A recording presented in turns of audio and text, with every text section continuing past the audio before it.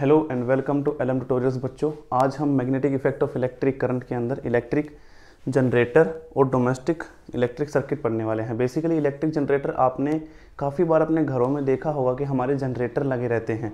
गांव में आप जाओगे तो वहाँ पे क्या होता है, जनरेटर लगे रहते हैं जो बिजली प्रोड्यूस करते हैं।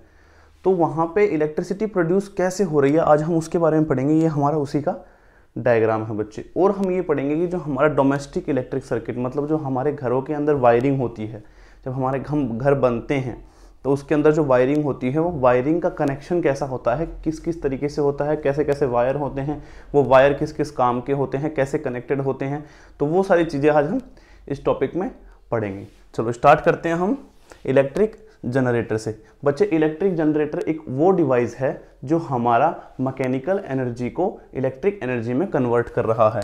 हमारा जो इलेक्ट्रिक जनरेटर है वो क्या है बच्चे, हमारे मैकेनिकल एनर्जी को इलेक्ट्रिक एनर्जी में कन्वर्ट कर रहा है। वो डिवाइस है जो मैकेनिकल एनर्जी को इलेक्ट्रिक एनर्जी में कन्वर्ट करता है। मैकेनिकल एनर्जी मतलब मूवमेंट वाली एनर्जी, जैसे कि मेरा हाथ हिल रहा है तो क्या हो रहा है, मैकेनिकल वर्क। तो बेसिकली वही है, मैकेनिकल एनर्जी को इलेक्ट्रिक एनर्जी में कन्वर्ट करना है। क्योंकि आप जब देखोगे, आपने काफ़ी बार नोटिस किया होगा रियल लाइफ में कि जनरेटर को जब हम घुमाते हैं तो ऐसे करके ऐसे घुमाते हैं ना, गुड़ गुड़ गुड़ गुड़ गुड़, और फिर वो चलना स्टार्ट होता है। तो उसको एक पुश देना पड़ता है, मतलब एक मैकेनिकल उसको मूवमेंट देनी पड़ती है ना हमें स्टार्टिंग में, फिर वो घूमता ही रहता है घूमता ही रहता है। तो वो जब तक घूमता है तब तक इलेक्ट्रिसिटी प्रोड्यूस होती है, जब घूमना बंद हो जाता है तब इलेक्ट्रिसिटी प्रोड्यूस होनी बंद हो जाती है। तो बस वही चीज़ हम आज इसमें पढ़ने वाले हैं बच्चे, ठीक है। बेसिकली ये हमारा एक अरेंजमेंट होता है जनरेटर के अंदर का। इसमें क्या होता है, हमारे दो पोल्स होते हैं, नॉर्थ पोल साउथ पोल, जिनके बीच में हमारी मैग्नेटिक फील्ड होगी। हमने लास्ट क्लास में ही पढ़ा था, लास्ट लेक्चर में पढ़ा था कि मैग्नेटिक फील्ड के अंदर अगर मूवमेंट होता है तो हमारा करंट इंड्यूस्ड होता है, इंड्यूस्ड करंट कहते हैं उसे, बस वही चीज़। अब ये हमारे दो मैग्नेट के पोल्स हैं, नॉर्थ पोल साउथ पोल। हमें पता है north pole to south pole हमारा क्या होगा, इलेक्ट्रिक फील्ड की डायरेक्शन होगी, ये हमें पता है। चलो देख लिया हमने, इलेक्ट्रिक फील्ड की डायरेक्शन इस तरफ होगी। अब हम क्या करेंगे, इसके अंदर हम एक कॉइल रख देंगे, ABCD हमारी एक कॉइल है जो उसके अंदर हमने रख दी, और इस कॉइल को हमने दो रिंग से अटैच कर दिया। एक R1 रिंग है, एक R2। ये R1 है और ये नीचे वाली R2। दो रिंग है जिसपे दो ब्रशेस लगे हुए हैं, B1 and B2, B1 and B2।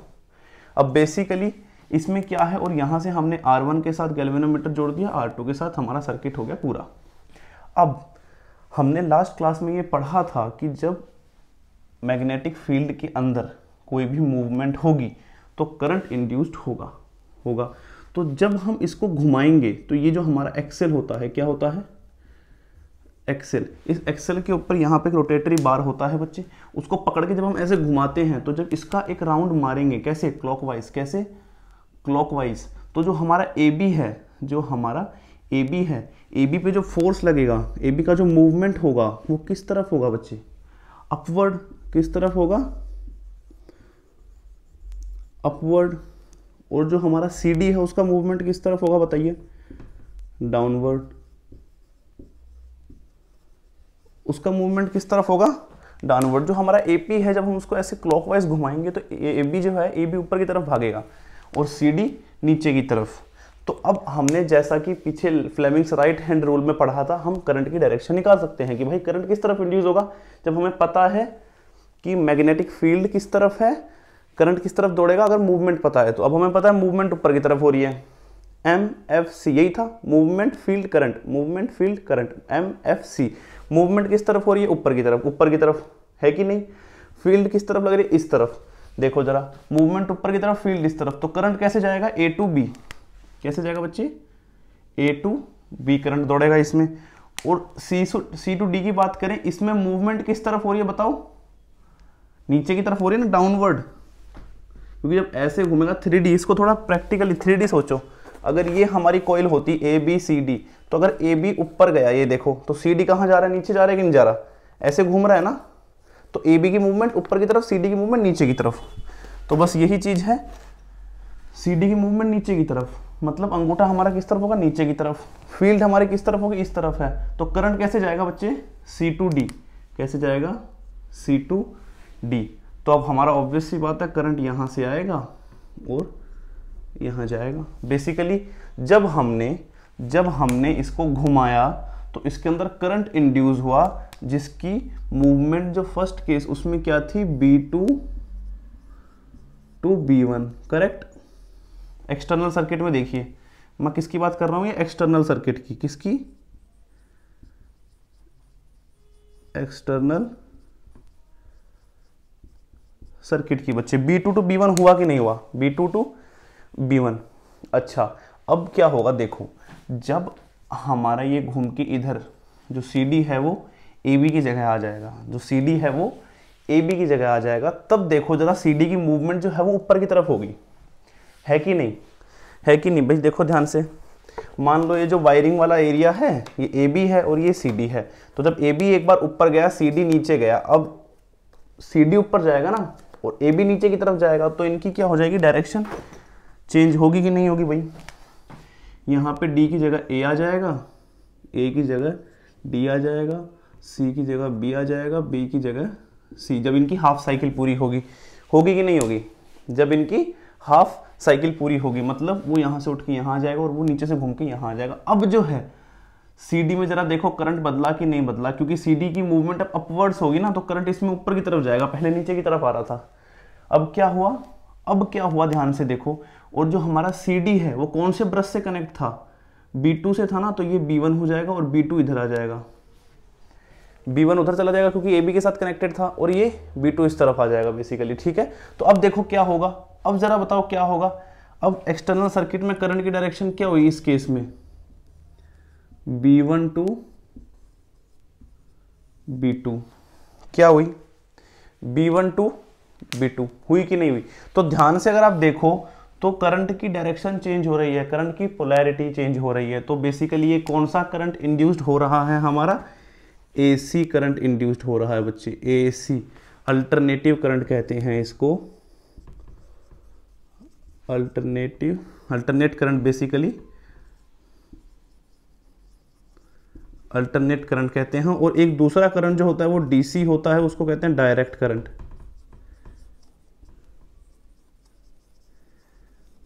Direct current. Alternate current जो है उसकी जो है हमारी पोलैरिटी, बेसिकली उसकी डायरेक्शन चेंज होती रहती है। जैसे कि देखिए मैं आपको बना के दिखाता हूं, अगर हमारे पास अगर हमारे पास ये कोई वेव के फॉर्म में अगर हम लें, तो जो अल्टरनेट करंट होगा वो हमारा ऐसे आएगा बच्चे। ये देखिए आधी वेव के टाइम पे तो वो ऊपर की तरफ डायरेक्शन थी उसकी, देखिए पॉजिटिव था, और आधे में क्या होगा, नेगेटिव, आधे में क्या होगा, नेगेटिव। तो यहाँ पे क्या हो रहा है, अल्टरनेट डायरेक्शन चल रही है उसकी, ठीक है।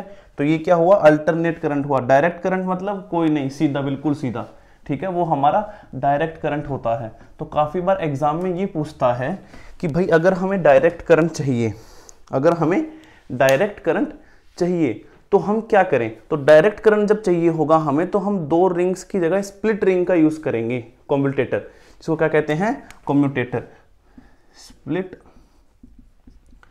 रिंग्स का यूज करेंगे। किसका, स्प्लिट रिंग्स का यूज करेंगे, जो हमने इलेक्ट्रिक मोटर में किया था, जो हमने इलेक्ट्रिक मोटर में किया था। अगर आपने मेरा लेक्चर देखा इलेक्ट्रिक मोटर को तो आपको याद होगा, कम्यूटेटर कहा जाता है उसको, ठीक है।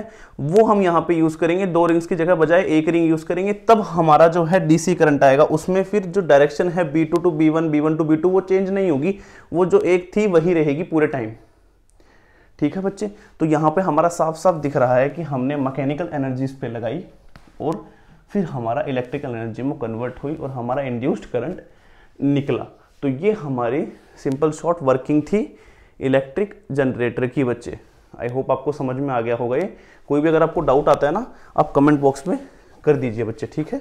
चलिए यहाँ पे हमारा ये इलेक्ट्रिक जनरेटर ख़त्म होता है। अब इसके बाद हम समझते हैं कि हमारा डोमेस्टिक इलेक्ट्रिक सर्किट कैसा होता है, क्या बनता है, उसमें होता क्या है बेसिकली, ठीक है।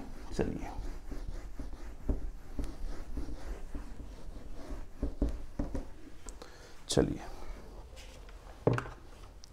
देखिए स्टार्ट करते हैं।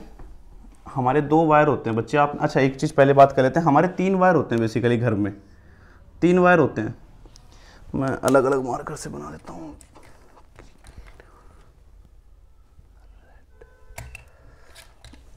देखिए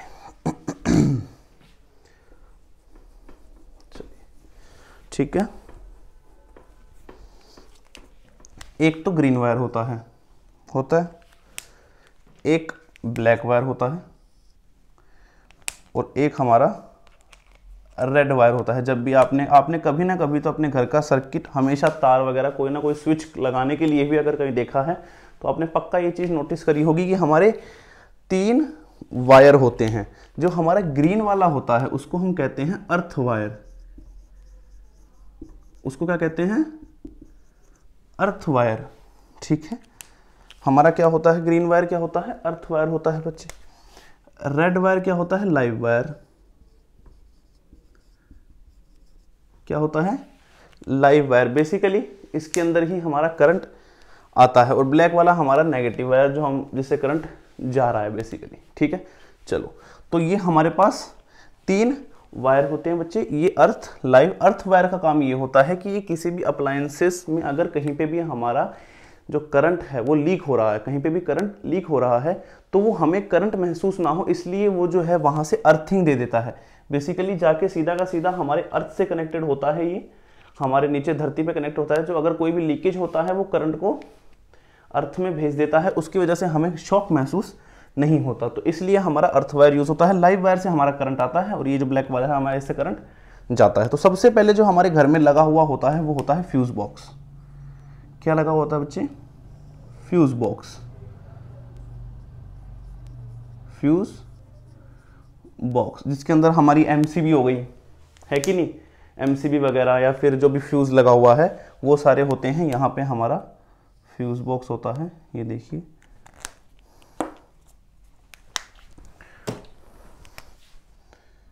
ठीक है, ऐसा हमारा कुछ होता है डायग्राम।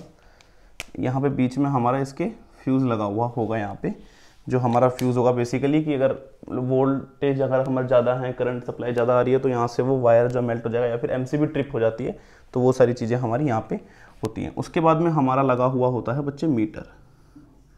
क्या लगा हुआ होता है? मीटर। बेसिकली जिससे हम वो देखते हैं कि हमारा भाई कितनी जो बिल आया है वगैरह वगैरह, वो सारी चीज़ें हमारी यहाँ पे होती हैं। ठीक है, चलो, ये हमारा मीटर से जब निकले, अब जो है हमारा क्या होगा बच्चे? ये लीजिए,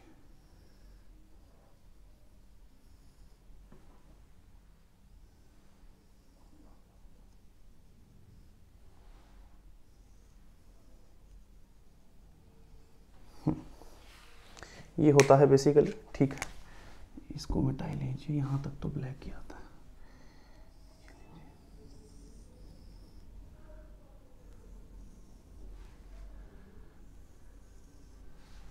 ये क्या हो रहा है हमारा यहाँ पे? बेसिकली लाइव वायर आ रहा है, करंट आ रहा है हमारा। मान लो ये यहाँ पे हमारा क्या है? टीवी है। क्या है ये? मान लीजिए हमारा टीवी है, फैन है और ये हमारी लाइट है। ये सारी जो चीज़ें होती हैं हमारी घर की अप्लायंसेस की चीज़ें होती हैं बच्चे, ये सारी कनेक्टेड होती हैं किस फॉर्म में? पैरेलल फॉर्म में। किस फॉर्म में? Parallel form. पैरेलल में लगती हैं, सीरीज में नहीं लगती। अगर सीरीज में कोई चीज़ लगने लग गई, मान लो ये हमारी टीवी है, फैन, लाइट, ये हमारा कनेक्टेड है मान लो इससे। अच्छा, अब एक आप चीज़ नोटिस करो कि अगर यहाँ पे इसमें इसको बंद करना है हमें, अगर सिर्फ हमें टीवी को बंद करना है, मान लीजिए टीवी है, तो टीवी को अगर बंद करना है तो यहाँ से अगर हम स्विच हटाएंगे तो भाई सब कुछ बंद नहीं हो जाएगा, लाइट भी बंद हो जाएगा, फैन भी बंद हो जाएगा। तो ये तो दिक्कत वाली बात है, ऐसा नहीं हो सकता। इसीलिए सारी चीज़ें हमारी सारी की सारी चीज़ें हमारी पैरेलल में लगाई जाती हैं और सबके स्विच दे दिए जाते हैं कि भाई यहाँ पे ये हमारा स्विच दे दिया इसका, ये हमारा इसका स्विच दे दिया यहाँ पे और इसका स्विच दे दिया यहाँ पे। तो बेसिकली अब क्या है, अब अगर मैं सिर्फ टीवी ऑफ करूँगा तो इस वाली ब्रांच का ही करंट ऑफ होगा, बाकी में तो जाएगा। अगर उनको हमें ऑन रखना है तो ये दोनों हमारी चीज़ें ऑन रहेंगी। तो ये हमारी चीज़ इसमें है बच्चे।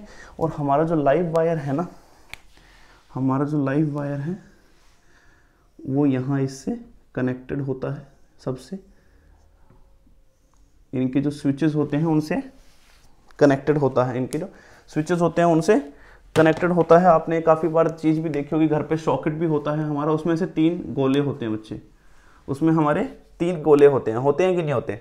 तो 3 गोलों में एक तो होता है लाइव वायर का, जिसमें से हमारा ये सीधा सीधा करंट आ रहा है। एक हमारा ब्लैक वायर होता है जिससे करंट हमारा जा रहा होता है, और ये जो हमारा ऊपर वाला होता है ये हमारा अर्थिंग का होता है। ये हमारा अर्थ वायर से कनेक्टेड होता है कि अगर कोई भी हमारा इसके अंदर इलेक्ट्रिक करंट का लीकेज है तो वो फिर इसके थ्रू होके सीधा अर्थ में चला जाएगा और हमें शॉक नहीं लगेगा बेसिकली। और आप ये भी चीज़ ज़्यादातर नोटिस करोगे कि जितने भारी भारी अप्लायंसेस होते हैं ना, उनका ये सॉकेट 3 पिन होता है। जितने भारी भारी अप्लायंसेस होते हैं जैसे कि AC, गीज़र, ठीक है, तो ये जो भारी भारी अप्लायंसेस है ना, इन्हीं में ज़्यादातर 3 का सॉकेट आपको मिलेगा। छोटे मोटे अप्लायंसेस में आपको 3 का सॉकेट कभी देते हैं कभी नहीं देते, वो उनकी मर्जी है, ठीक है। इलेक्ट्रिक रॉड हो गई, उसमें भी आपको 3 का मिलेगा। क्यों? क्योंकि उसमें क्या होता है, करंट ज़्यादा चाहिए होता है, तो अगर थोड़ा सा लीकेज हो गया तो वो हमारे हार्मफुल है, तो उसको अर्थिंग देना जरूरी है। इसलिए अगर उसमें थोड़ा बहुत भी अगर हमारा क्या हुआ, इलेक्ट्रिक करंट लीक हुआ, तो अर्थिंग के थ्रू हमारा क्या होगा, वो अर्थ में चला जाएगा, हमें शॉक नहीं लगेगा बच्चे। तो ये जो है हमारा ये पूरा का पूरा डोमेस्टिक इलेक्ट्रिक सर्किट है। हमारा करंट यहाँ से आया, इलेक्ट्रिक फ्यूज में गया, सही है तो आगे बढ़ेंगे। मीटर आया, मीटर से हमारी काउंटिंग हो गई भाई कितनी बिजली जा रही है। यहाँ से टीवी अगर ऑन करना है टीवी कर लेंगे, फैन, लाइट, और फिर यहाँ से वापस चला गया। और ये हमारी अर्थिंग की है कि भाई अगर कोई भी करंट में हमारा थोड़ा बहुत भी लीकेज हुआ तो वो अपना अर्थ में चला जाएगा, हमें शॉक नहीं लगेगा। तो ये हमारा डोमेस्टिक इलेक्ट्रिक सर्किट था बच्चे। इसी के साथ हमारा magnetic effect of electric current chapter जो है वो पूरा फिनिश होता है। अब आपको जो भी इस डाउट में है, इस चैप्टर में जो भी डाउट है, आप कमेंट बॉक्स में कर दीजिए, मैं आपका रिप्लाई कर दूंगा बच्चे। अगर आपको इसके नोट्स चाहिए तो टेलीग्राम का लिंक है नीचे चैनल का, आप उस पर जाके वहाँ से नोट्स इसके डाउनलोड कर लीजिए। अगर आपको कोई और भी डाउट है, आपको DM वगैरह करना है, नीचे इंस्टाग्राम का लिंक है, फेसबुक का लिंक है, आप मेरे को DM कर सकते हैं, मैं आपका रिप्लाई कर दूंगा बच्चे। तो आज की क्लास में इतना करते हैं। थैंक यू सो मच बच्चे।